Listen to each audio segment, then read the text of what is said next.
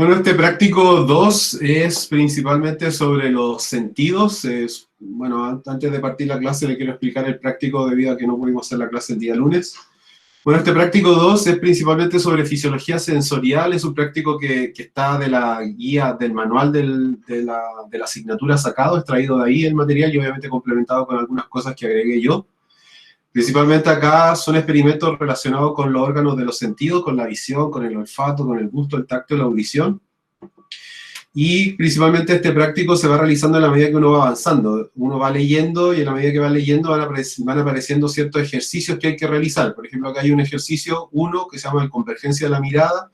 Entonces sale el procedimiento que hay que realizar y luego de ese procedimiento, qué es lo que deberían un poco ustedes describir de ese procedimiento que realizaron. Si ustedes se fijan, son 23 hojas y por lo tanto hay varios ejercicios de esa manera y se tiene que rellenar en el cuadro que corresponde y al fin y al cabo cada uno de los ejercicios está relacionado con los órganos de los sentidos, es decir, los primeros son de la visión, luego hay unos de audición, uno de olfato, luego del gusto y uno del tacto.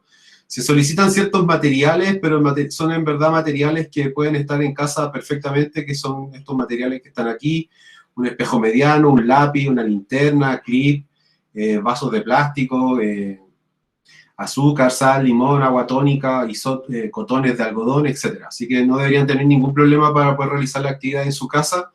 Y esta actividad, claro, como es más larga, son 18 ejercicios o 18 experimentos asociados con los sentidos que deben realizar. La fecha de entrega queda para el próximo domingo. Tienen hasta el domingo de la próxima semana para poder entregar este práctico número 2. ¿Ya? Cualquier duda, consulta que tengan sobre el práctico, me la pueden hacer llegar a través del correo electrónico o simplemente mandarle un mensaje a Jennifer para que ella me informe de cualquier duda que puedan tener sobre la actividad. ¿Ya? Revísenlo, lo tienen que revisar obviamente, pero en verdad son actividades que son solamente la descripción de lo que ustedes experimentaron. Por ejemplo, en el primer experimento es un tema de cruzarse los ojos y cómo se va visualizando el dedo a la medida que ustedes van cruzando el ojo. Entonces, ese relleno que había de espacio es principalmente corresponde a que ustedes describir lo que vieron o lo que vivenciaron. Y obviamente eso yo lo comparo con la hoja de respuesta correcta que tengo y de ahí se coloca una calificación, pero este práctico es más que nada la experiencia de vivir aquellos experimentos más que la descripción de ellos. Obviamente tienen que describirlo, pero la importancia radica en realizar cada uno de esos ejercicios experimentales que están en la guía. Bueno, vamos a ir con el Power ahora. Le abro la presentación.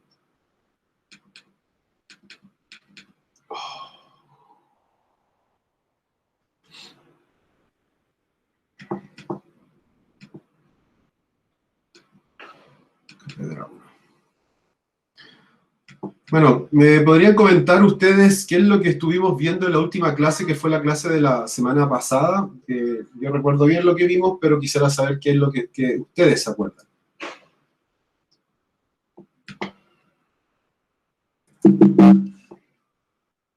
Está compartiendo ya el Power.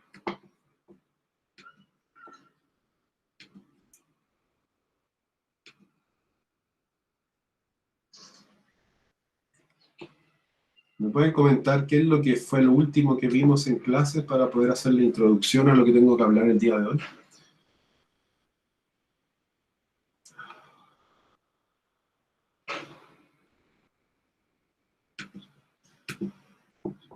Sobre la homeostasis, el pH de la sangre. Perdón, no la escucho bien. ¿Puedes repetirlo? Ahí es mi computador, perdón. Sobre la temperatura, el pH de la sangre, la homeostasis de la temperatura. Pero hablamos solamente, pero principalmente nos referimos a la homeostasis y a las variables que existen en el cuerpo para poder ver esa homeostasis, que son las variables que tú nombras, pero no hablamos explícitamente del pH, hablamos específicamente de un tema en particular de la homeostasis. ¿Cuál fue ese tema en particular?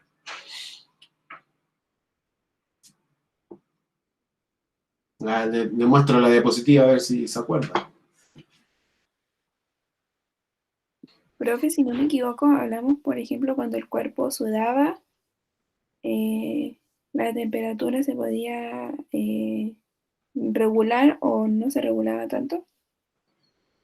Sí, pero principalmente eso fue como ejemplo de homeostasis. Hablamos de las variables que existían en el cuerpo para medir la homeostasis, que era la temperatura, el pH, la concentración de iones, concentración de oxígeno, de dióxido de carbono, etcétera. Pero después hablamos principalmente de la homeostasis de tipo hidroeléctrica, y de esa homeostasis hidroeléctrica nos referimos netamente a lo que era la concentración de iones y a lo que era la cantidades de agua que habían en el cuerpo. Entonces, ¿qué recuerdan sobre esas concentraciones de agua en el cuerpo con los métodos de ganancia y pérdida? Y principalmente, como, ¿qué se acuerdan sobre las concentraciones de iones? ¿Qué iones hay más presentes en el líquido intracelular y cuáles son los iones que están más presentes en el extracelular?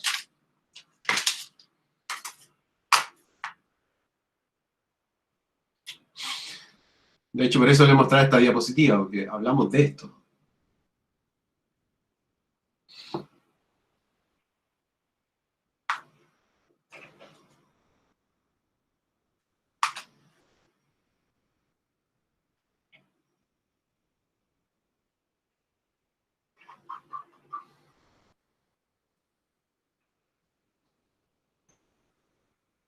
Métodos de ganancia-pérdida, cuáles son las formas en cómo ganamos agua, cómo las formas en que las perdemos.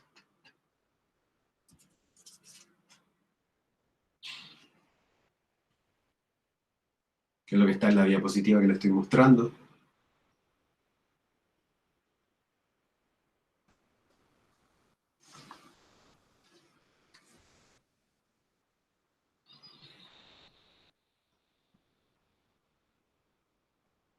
¿No? ¿No lo recuerdan?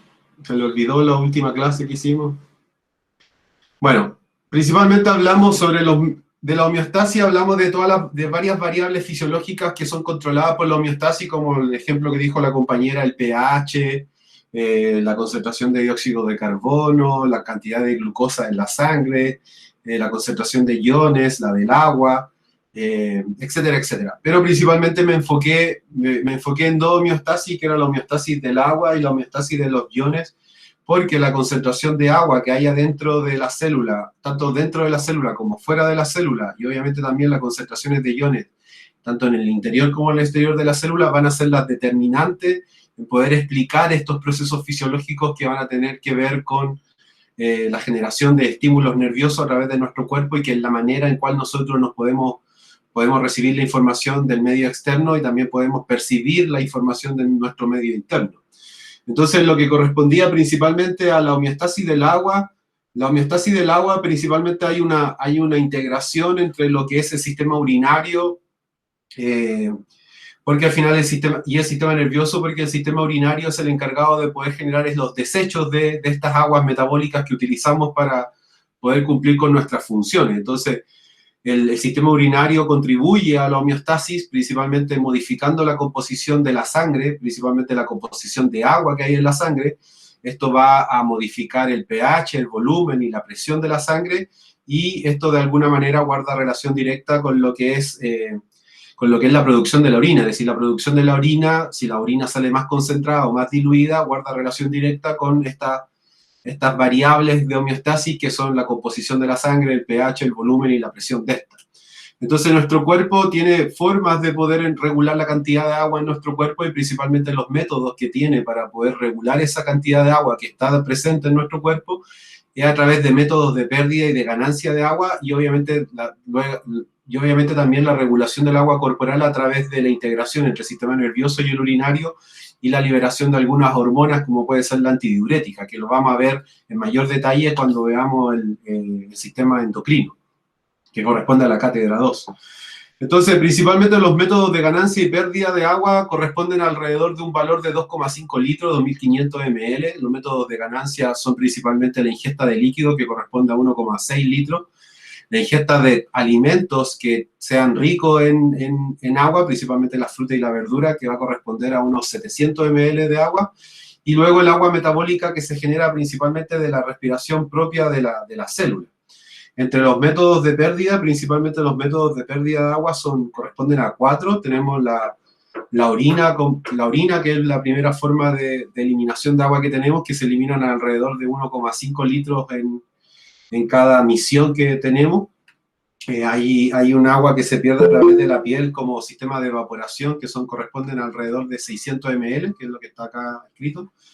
Y luego tenemos también agua que se pierde en la exhalación durante la respiración, que corresponden a 300 ml, y también tenemos el agua que se pierde formando parte de las heces fecales, que corresponden a 100 ml. Entonces, existe un equilibrio, una homeostasis, un equilibrio entre los métodos de ganancia y pérdida que al fin y al cabo se van a ver compensados en la medida que yo ingreso más o menos agua, y obviamente eso va a generar como respuesta también que salga menos o salga más. Si yo consumo menos agua, obviamente la cantidad de agua en nuestro cuerpo debe mantenerse, por lo tanto la orina va a ser de menor valor y va a tender a tener una tendencia de mayor concentración, de ser más densa. En tanto, cuando consumimos más agua de lo habitual, de lo que corresponde en el día, obviamente nuestra orina va a salir más diluida y nuestros métodos de pérdida de agua van a ser mayores. Pero esa es una forma que tiene el cuerpo de poder regular la cantidad de agua corporal a través de estos métodos de ganancia y de pérdida. Y después también hay otra forma de regular la regulación del agua corporal, que ya es más hormonal y que va a estar a cargo del sistema endocrino, que es el sistema que está a cargo de la secreción de hormonas, y que principalmente a través de ciertos mecanismos, de ciertos sensores que están ubicados en el cuerpo y que pueden medir la cantidad de agua que está presente, el cuerpo liberará hormonas que ayudará a retener agua o a liberarla, como es el caso de la hormona antidiurética, que es una hormona que principalmente lo que hace es retener agua frente a la falta de ingesta de ella en el día a día. Entonces existen una serie de señales que el cuerpo reconoce como de deshidratación y que van a ser mecanismos de estímulos para poder generar estas respuestas compensatorias, principalmente la liberación de hormona antidiurética. Y en varios casos, principalmente esto se define con la sequedad que ocurre en la piel y con la sequedad que ocurre en los labios. Cuando uno está llevando a cabo un proceso de deshidratación, los primeros rasgos clínicos que aparecen es principalmente la sequedad que hay en la piel y principalmente en los labios. Entonces, por otro lado, tenemos que estos líquidos corporales, estos líquidos corporales que están tanto en el líquido intracelular como en el extracelular, dentro de la célula y fuera de la célula, la estructura que separa estos dos compartimientos va a ser la membrana plasmática, y la membrana plasmática tiene una característica muy peculiar y que tiene una permeabilidad selectiva, es decir, él puede elegir cuáles son los elementos que pueden traspasar la membrana plasmática, y hay ciertos elementos, muy pocos en verdad, que pueden pasar la membrana plasmática sin el permiso de esta estructura. Principalmente las sustancias moleculares más pequeñas, como es el caso del agua, el dióxido de carbono, el oxígeno, el bicarbonato, son elementos que pueden traspasar la membrana plasmática sin ningún problema, ¿ya? Porque son moléculas de un tamaño pequeño. Pero en el caso de los iones, principalmente los iones del sodio, el cloro, el potasio, que van a ser importantes en la transmisión de impulso eléctrico, ellos no pueden atravesar la membrana plasmática de manera instantánea, sino que lo deben atravesar a través de unos canales, de unos túneles que se van a llamar los canales iónicos. Entonces, acá principalmente en esta parte de la diapositiva, que ya lo habíamos hablado también con anterioridad, acá solamente se hablan sobre las cantidades de concentraciones de iones que hay tanto en el líquido intracelular y el extracelular. Entonces, en este gráfico, que está en inglés, pero que se entiende bastante bien, todo lo que es de color rojo corresponde al plasma sanguíneo, el azul corresponde al líquido intersticial, entonces todo lo que es azul y rojo corresponde al líquido extracelular, y todo lo que es de color amarillo corresponde al líquido intracelular. Entonces, si uno ve, puede determinar rápidamente que existe una gran concentración de iones de sodio en el líquido extracelular. Las barras azul y rojo están mayormente cargadas en donde está el sodio, que es el Na positivo, y para compensar esa carga eléctrica, porque no puede haber una carga positiva en el mismo sector, debe estar compensada con una carga eléctrica negativa. En el líquido extracelular también hay presencia mayoritaria de cloro. Entonces, en el líquido extracelular hay una alta concentración de sodio y hay una alta concentración de sodio también, de sodio y de cloro.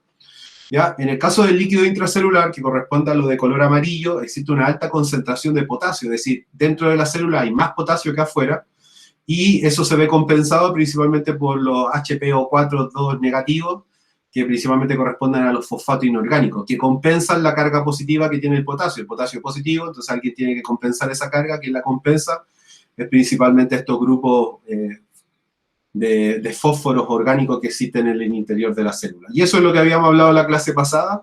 Entonces hoy día me tocaba principalmente hablar de los mecanismos de transporte de la membrana plasmática. Los iones, estos iones que van a estar en mayor concentración adentro o afuera, principalmente el potasio en el interior y el sodio y el cloro en el exterior, se deben movilizar a través de esta membrana plasmática para poder generar los estímulos nerviosos que vamos a conocer como potenciales de acción. Entonces, lo primero que hay que tener claro es que la transmisión de señales, los impulsos nerviosos, las sensaciones, los sentidos, lo que podemos sentir externamente o internamente de nuestro cuerpo, al fin y al cabo es un movimiento de iones desde el líquido intracelular al extracelular, o viceversa, que genera un cambio en la polaridad de la membrana, un cambio en el voltaje de la membrana plasmática de una neurona, que va a ser la que va a definir estos impulsos nerviosos que se transmiten alrededor de nuestro cuerpo y que ayudan a nosotros a poder sentir lo del medio externo e interno, y además de poder regular las actividades propias que ocurren en nuestro organismo. Entonces, antes de hablar de las señales eléctricas, primero tenemos que comprender algunas cosas que están familiarizadas con este movimiento que hay en la membrana plasmática, porque si no entendemos el movimiento de iones a través de la membrana plasmática, es evidente que no vamos a poder entender cómo es la generación de potenciales eléctricos. Entonces, lo primero que hay que hablar es principalmente la diferencia entre un transporte pasivo y activo. Principalmente un transporte pasivo en la membrana plasmática, entendiendo como transporte a atravesar la membrana plasmática. Un transporte pasivo es principalmente cuando el movimiento de los iones ocurre desde un lado donde hay mucho de ese ion a un lugar donde hay poco de ese ion. Es decir, un transporte pasivo es principalmente a favor del gradiente de concentración, y estar a favor del gradiente de concentración corresponde principalmente a la movilización de iones de un sector de alta concentración a un lugar de poca concentración. Entonces, como el gradiente se podría extrapolar a que yo estoy arriba del cerro y me dejo caer, no hay gasto de energía, no hay un gasto de energía utilizado en aquella situación, y por lo tanto por eso que se llama transporte pasivo. El transporte pasivo se define como un transporte de sustancia desde un lugar de alta concentración a uno de baja concentración sin gasto energético. En tanto, un transporte activo es lo contrario. Acá el movimiento de los iones es en contra del gradiente, es decir, acá se mueve desde un lugar donde hay poca concentración a un lugar de mayor concentración, y como ocurre de esa forma, hay un gasto de energía. De hecho, la analogía es acá una pelota que va subiendo el cerro, una pelota que va subiendo el cerro. La única forma de subir el cerro es que yo gaste energía para poder llevarlo hasta la punta de ese cerro. En el caso del transporte pasivo, no, la pelota está arriba del cerro y yo solamente la tengo que tirar, no hay gasto energético. Entonces el transporte activo se va a definir como un transporte que va en contra del gradiente de concentración, de un lugar de baja concentración a uno de alta concentración, y por lo tanto acá va a tener que haber un gasto de energía, principalmente energía que va a ser en cambiar la membrana plasmática, va a tener que cambiar la forma de la membrana plasmática estructuralmente, y ese cambio de estructural necesita obviamente un gasto energético, que es principalmente consumo de ATP. Entonces, los canales iónicos, que son estos túneles por donde los iones van a moverse, de hecho acá yo les voy a marcar, estos son canales iónicos, ¿ya? Esos que están ahí. O después lo visualicen en la...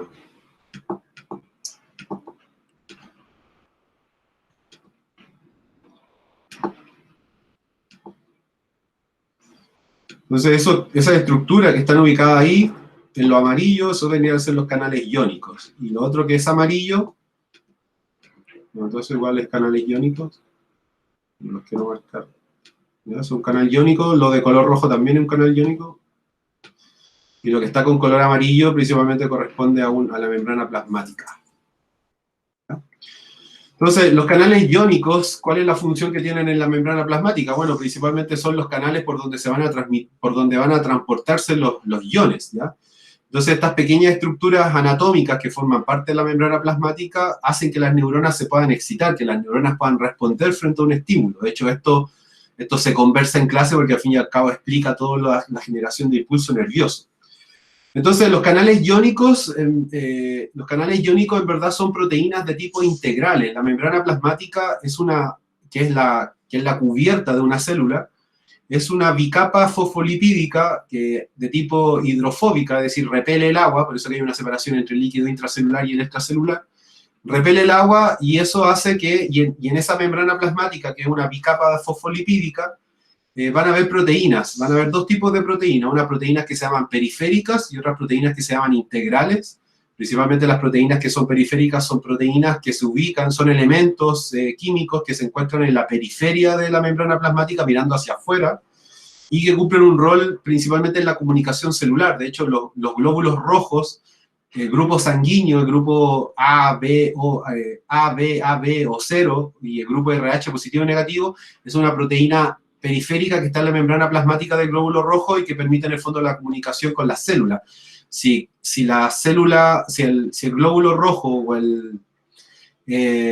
si yo tengo una pérdida de sangre y me hacen una transfusión sanguínea y a mí me están ingresando un glóbulo rojo una sangre con glóbulos rojos que no corresponden al grupo sanguíneo que corresponde, obviamente quien reconoce que esa sangre no corresponde a mi cuerpo son principalmente estas proteínas periféricas que están en la parte externa de la membrana plasmática de todas las células corporales. En tanto, las proteínas que son integrales, las proteínas integrales forman parte de la membrana plasmática y principalmente son las que van a formar estos canales iónicos por donde se van a pasar las sustancias. Se van a pasar todos los elementos, particularmente lo que corresponde a los iones. Entonces, una de las características de los canales iónicos es que los canales iónicos van a tener cuatro características que los definen. Uno, son selectivos, es decir, si el canal iónico es de sodio, lo único elemento que va a poder pasar por ahí va a ser el sodio, porque el canal es de sodio.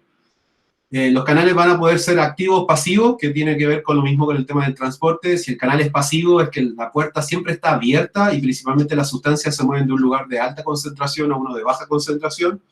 Y si el canal es activo, principalmente es que la puerta está cerrada o abierta, pero que esté abierta o cerrada depende de un gasto energético. Y la mayoría de los elementos que se mueven a través de estos canales activos son elementos que se van a mover en contra del gradiente de concentración, es decir, de un lugar de poca concentración a un lugar de alta concentración. Entonces, también están ubicados regionalmente. Los canales iónicos, dependiendo de que si sean pasivos o activos, van a estar ubicados en lugares específicos de la neurona y funcionalmente también tienen un rol particular. Los pasivos van a tener un rol y los activos van a tener otro rol, van a cumplir otra función. Entonces, antes de continuar, quiero ver si me están entendiendo lo que estoy hablando. Entonces, voy a abrir la pizarra. Vamos a ver si entienden lo que digo. Canvas.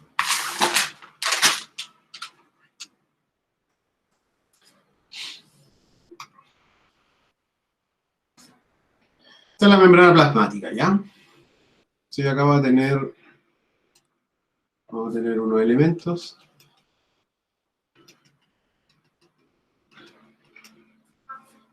Unos poquitos.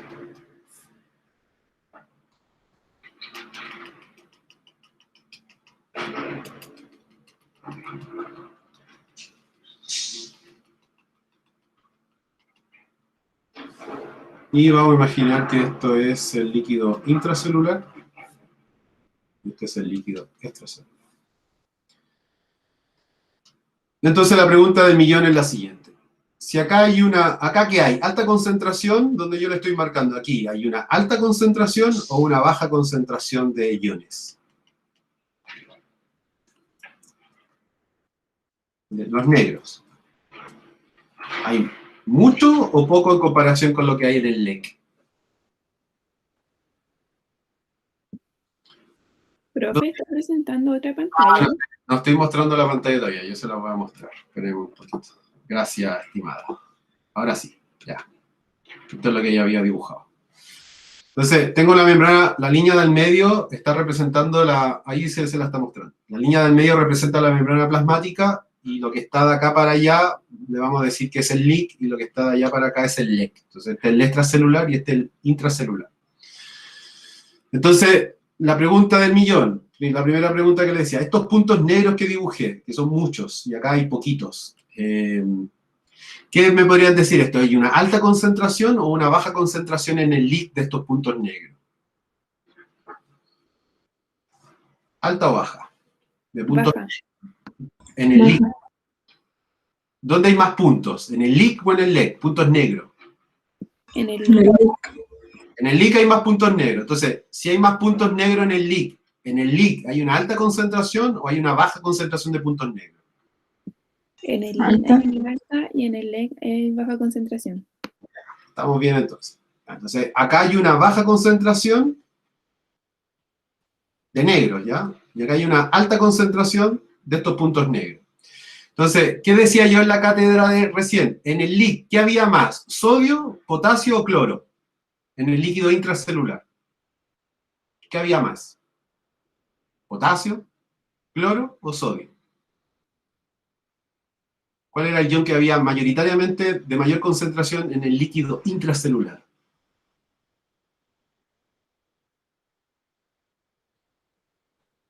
Para colocarle un nombre a esos puntos negros. ¿Sodio, cloro o potasio? ¿Qué es lo que hay? ¿Cuál es el ion más abundante en el líquido intracelular? Lo dije recién, no puede estar tan mal de memoria. ¿El sodio? Me están haciendo doler mi espalda, señoritas. Potasio. Ah, ya, potasio, ya. Ahí sí alguien respondió bien. Ya, potasio. Potasio, ¿cierto? Entonces, en el líquido intracelular, lo que hay en una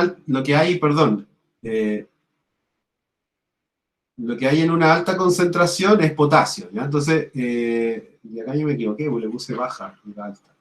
Me equivoqué en la flecha, disculpe. O sea, acá hay una alta concentración y acá hay una baja concentración. Me he equivocado recién en la flecha. Entonces, acá hay mucho potasio y acá hay poco potasio. Entonces, si el transporte es pasivo, que va a ir de un lugar de alta concentración a uno de baja concentración, el potasio, ¿qué va a ocurrir? ¿El potasio debería salir o el potasio va a entrar? Si estamos hablando de transporte pasivo. ¿Qué debería pasar con el potasio? Si el potasio hay mayor concentración en el interior de la célula y hay poco afuera, ¿qué debería pasar con el potasio desde un punto de vista del transporte pasivo? ¿Debería salir o debería entrar? Debería salir. Debería salir. Ya, entonces, debería salir. Entonces, esto lo vamos a borrar.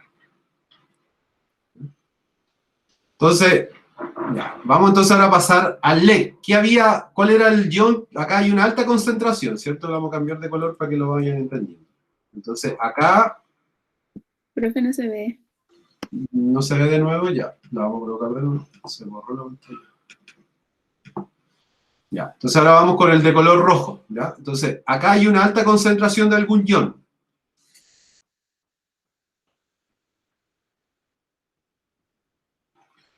Acá hay una alta concentración de un ion y acá hay una baja concentración de un ion. ¿Qué ion está mayoritariamente en muy alta concentración en lo que corresponde en el líquido extracelular? Hay dos, pero aunque me digan uno es suficiente.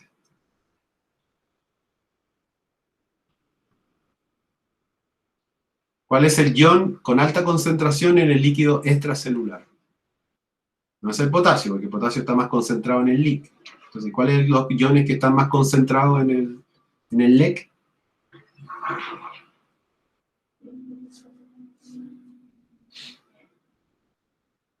¿Qué iones deberían ser estos? Que son muchos en el LEC.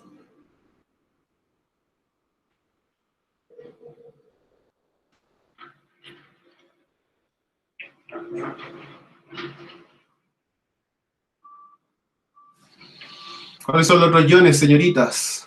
Si el potasio está en alta concentración en el LIC, ¿cuáles son los que están en alta concentración en el LEC? ¿El sodio? El sodio.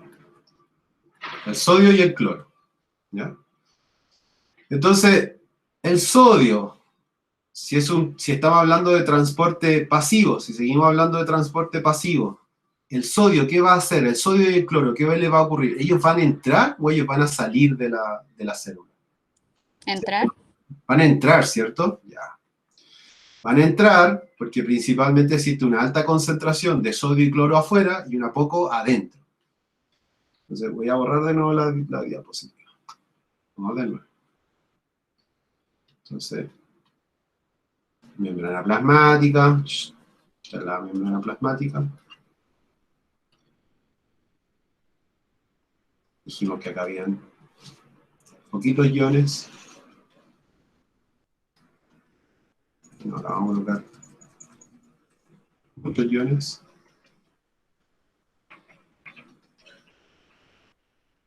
Y acá poquitos. Y acá vamos a colocar muchos.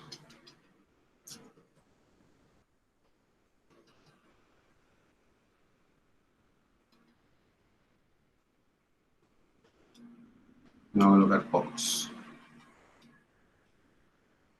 Entonces, ustedes mismos habían dicho que acá había una alta concentración, porque este era el LEC, este era el LEC, y este era el LIC.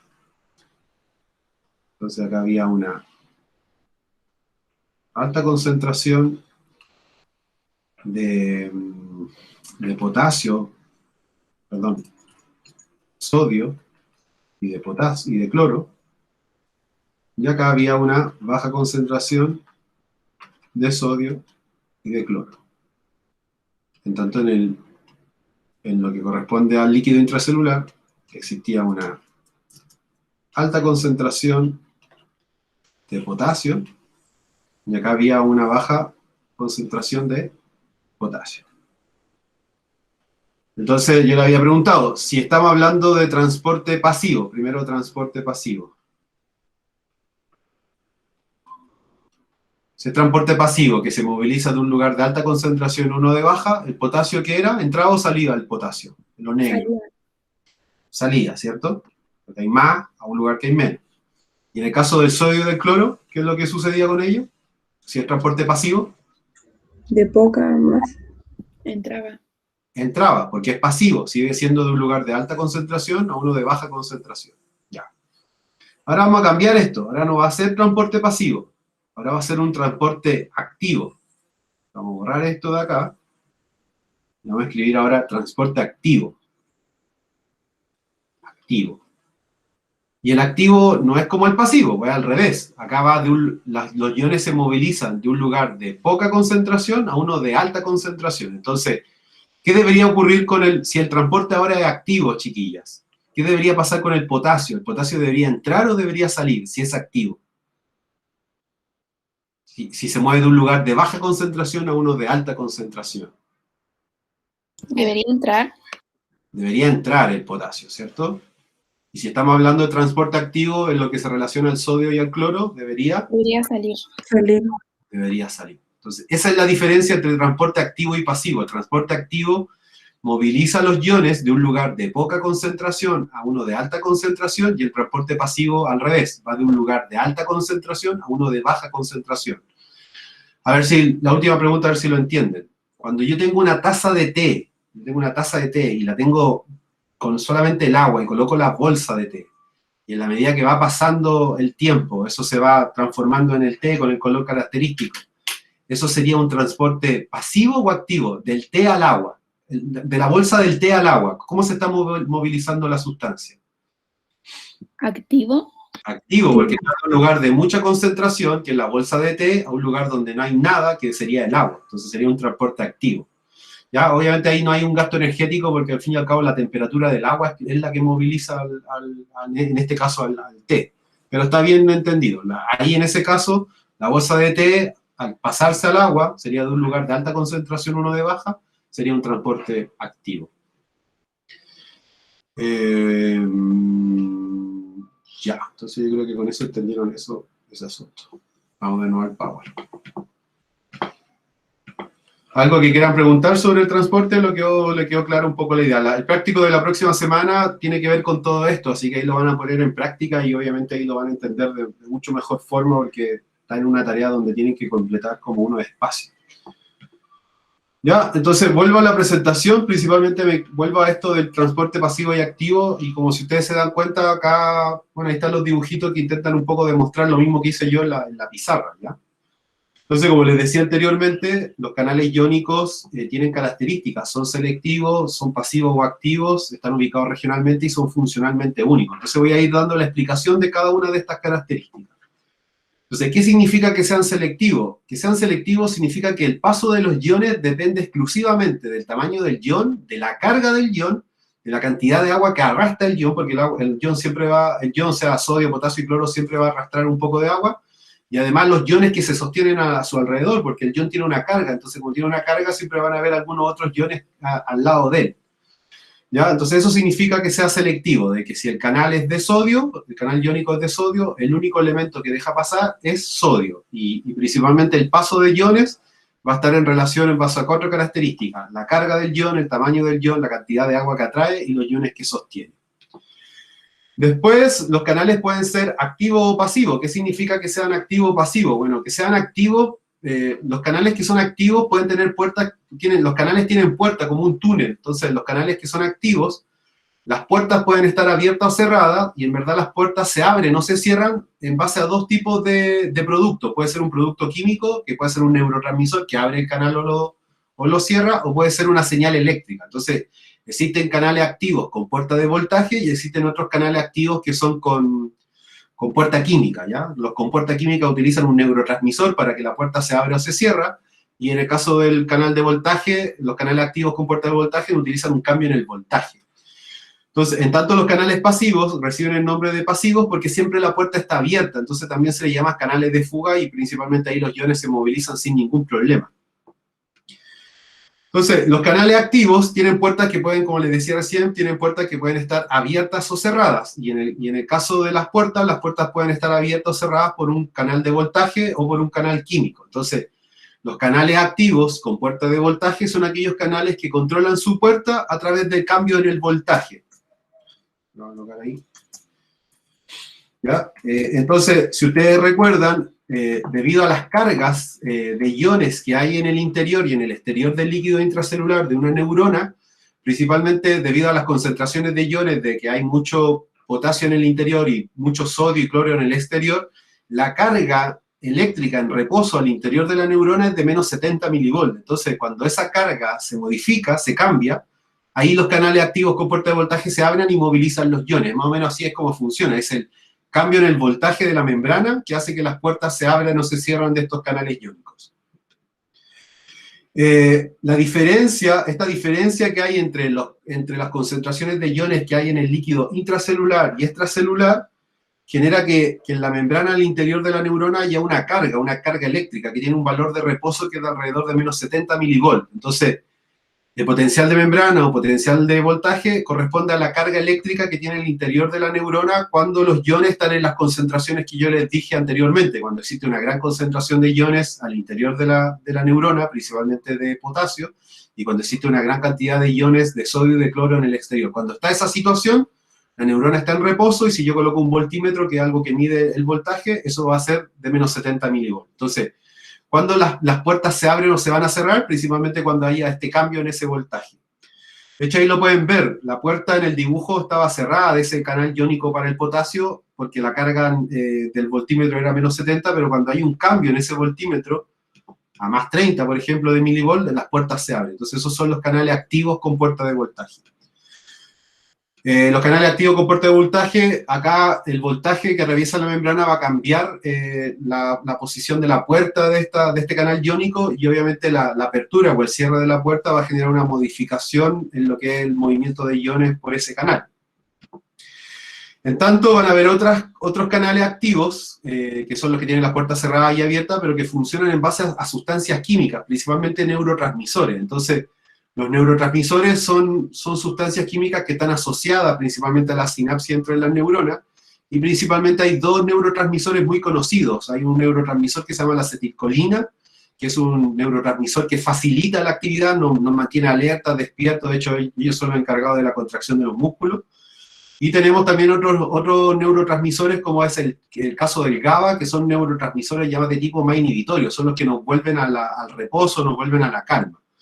Entonces, estos canales con puerta química, estos canales activos con puerta química, son canales que principalmente sus puertas se van a abrir o cerrar en la medida que ese neurotransmisor se pueda acoplar al canal y pueda abrir o cerrar la puerta. Bueno, otra de las características es que los canales iónicos sean pasivos o activos, y activos con puerta química o con puerta eléctrica, van a tener un lado específico en la neurona, principalmente los canales pasivos, que son aquellos que tienen la puerta abierta todo el rato.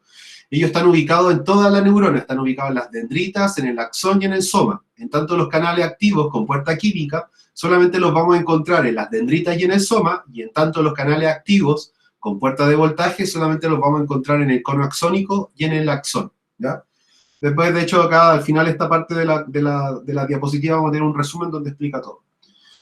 Por otro lado, los canales pasivos cumplen con una función única, principalmente los canales iónicos pasivos, esos que tienen la puerta abierta siempre, ellos están relacionados con el potencial de reposo, es decir, el valor de la membrana cuando la neurona no está mandando impulso nervioso cuando estamos en descanso. Los canales activos con puerta química guardan relación con algo que se llaman los potenciales sinápticos, que son aquellas señales que ingresan a la neurona, que se van acumulando y que después se van a transformar en un potencial de acción. De hecho, los potenciales sinápticos son una señal eléctrica de corta distancia que puede variar en amplitud y son las señales eléctricas que van ingresando a la neurona y que en la medida que se acumulan se transforman después en un potencial de acción. Y los canales activos con puerta de voltaje son aquellos que son responsables de la generación y propagación del potenciales de acción, ¿ya? Recuerden que el potencial de acción es aquel estímulo nervioso que se transporta a través de la membrana plasmática de una neurona y que permite que nosotros podamos responder y podamos cumplir con nuestras funciones. Entonces hay un resumen, y acá lo quiero un poco explicar para que lo entiendan, porque este resumen está muy bueno y explica todo lo que le acabo de comentar. Vamos a sacar el navegador. Bueno, no lo puedo sacar, pero este sí. Entonces, vamos a partir de acá, de la membrana plasmática. Bueno, la membrana plasmática es un elemento que va a separar los dos ambientes que tiene una neurona, tanto el líquido intracelular como el extracelular. La membrana plasmática es la frontera entre lo que es el líquido intracelular y el extracelular. Tiene principalmente tres funciones la membrana. Tiene una función estructural, de darle la forma a la célula. Tiene una función de permeabilidad, permite el movimiento de iones y sustancias desde lo que es externo a lo que es interno. Y además tiene que ver con la interacción, es decir, la comunicación que hay entre células. Bueno, la membrana plasmática va a estar constituida por dos elementos, por las proteínas y por la bicapa fosfolipídica. Principalmente la fosfolipídica lipídica es un grupo fosfato con una cabeza hidrofílica y con unas con unas patitas que son ácidos grasos que son hidrofóbicas. Por eso que el líquido hay una separación entre lo que es interno y externo. Pero además la membrana plasmática está formada por proteínas, dos tipos de proteínas, principalmente las periféricas y las integrales. Las proteínas periféricas son las que ayudan en el reconocimiento de esta comunicación celular. Un ejemplo de eso es el rol que tienen los grupos sanguíneos en los glóbulos rojos. Pero las que nos interesan a nosotros en verdad son las proteínas integrales, que son las proteínas que forman parte de la estructura de la membrana plasmática y que son las que van a formar los canales iónicos, que son estos poros acuosos, estos túneles que hay en la membrana plasmática. Los canales iónicos van a poseer cuatro características. Son selectivos, son pasivos o activos, están ubicados regionalmente y son funcionalmente únicos. Principalmente son selectivos en base a cuatro características: a la carga del ion, al tamaño de los iones, a la cantidad de agua, a la cantidad de iones que sostiene el ion que se va a movilizar.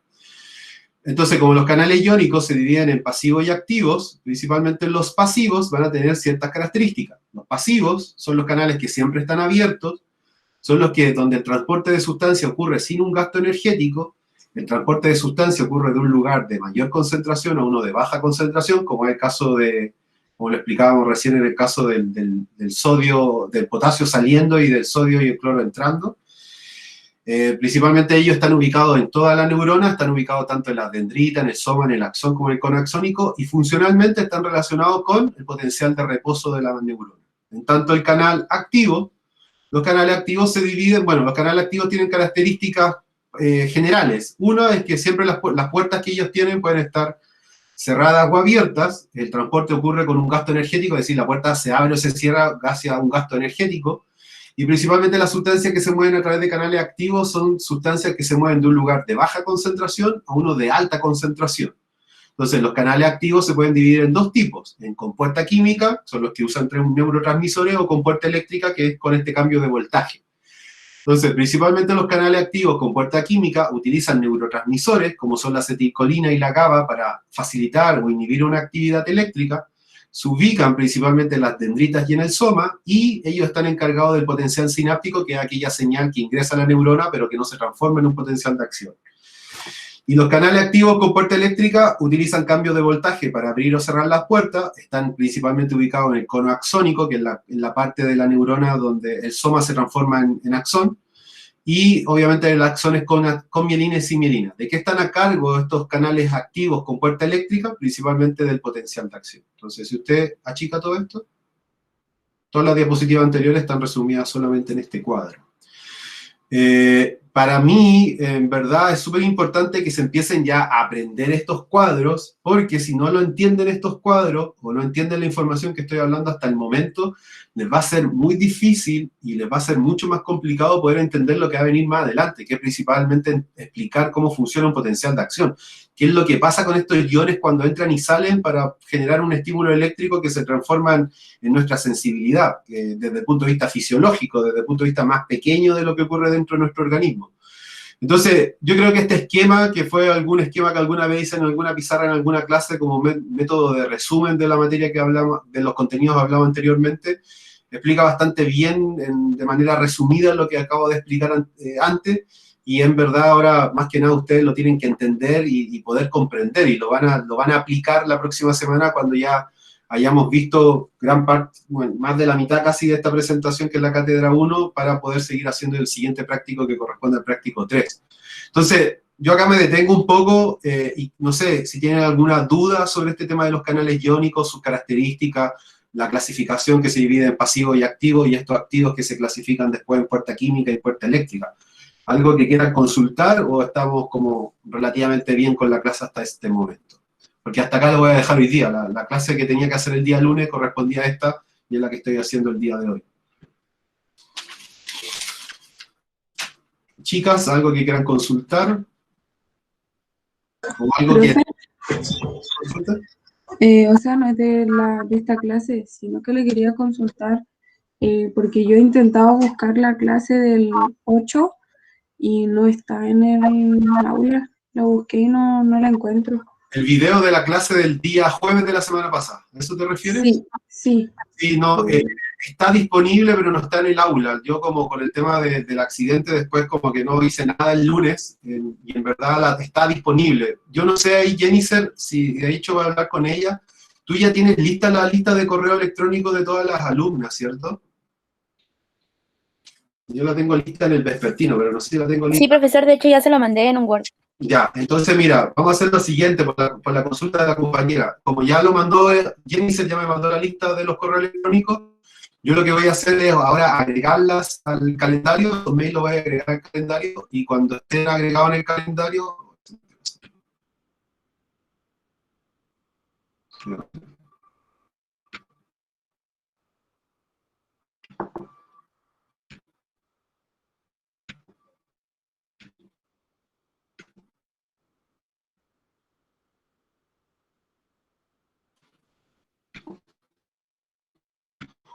Oh, ¿por qué?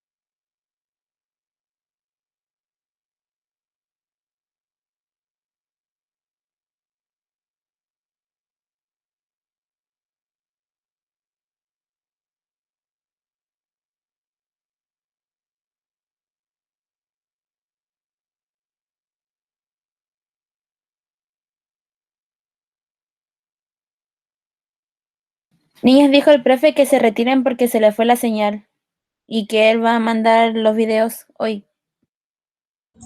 Gracias, Jenny. Gracias. De nada.